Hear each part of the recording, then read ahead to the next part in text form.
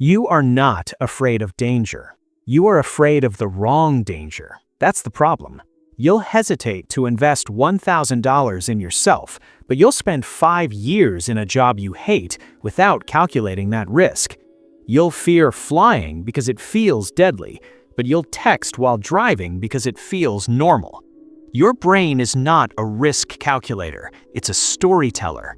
And today, you're going to see how that story manipulates you in money, relationships, career, and even success itself.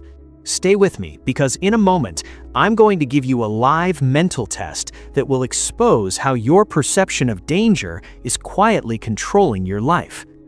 Here's what most people miss. Risk is not about probability, it's about emotion. Imagine this. You're offered 2 choices. Option A, you have a 90% chance to gain $1,000. Option B, you have a 10% chance to gain $10,000. Pause. Which feels more attractive? Most people choose the safer $1,000. Now, flip it. Option A, you have a 90% chance to lose $1,000. Option B, you have a 10% chance to lose $10,000. Suddenly, people gamble. They take the 10% risk to avoid the guaranteed pain. Same math, different emotion. This is loss aversion. Your brain feels losses about twice as intensely as gains. So when facing gains, you play safe. When facing losses, you take reckless risks. That's why investors panic sell at the bottom. That's why gamblers double down. That's why people stay in toxic relationships, because leaving feels like a guaranteed emotional loss. But that's only layer 1. There's something deeper. Your brain evolved to survive tigers, not stock markets, so it overestimates vivid, dramatic danger and underestimates slow, invisible risk. A plane crash is terrifying. Heart disease from daily stress? Invisible. Quitting your stable job to start a business feels dangerous. Wasting 10 years in mediocrity? That feels safe. Availability bias. If you can imagine it clearly, you think it's likely. If it's boring and gradual, you ignore it. Here's the twist. The most dangerous risks in your life are the ones that feel comfortable. Comfort is not safety. Comfort is familiarity, and your brain confuses the two. Think about your finances. Investing in a new skill feels uncertain. Scrolling for 3 hours feels harmless.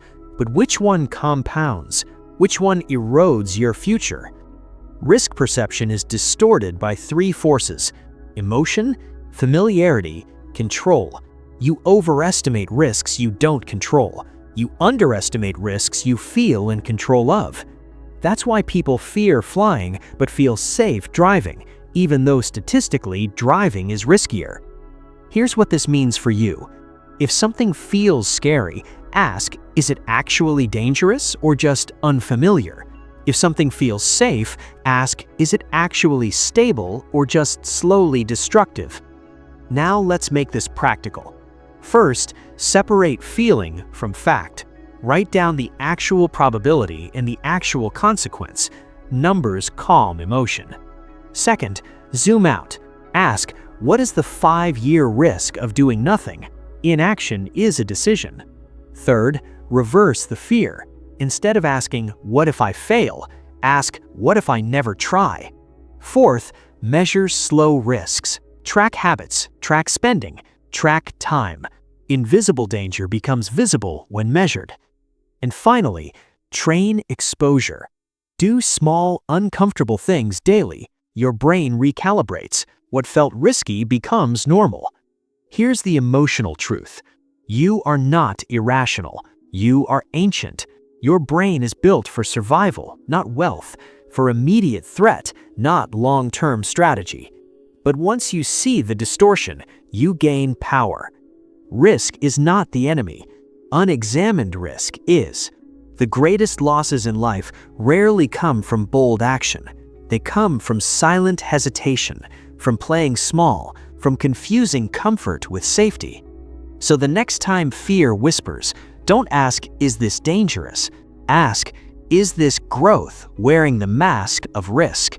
Because sometimes the safest move is the one that scares you just enough.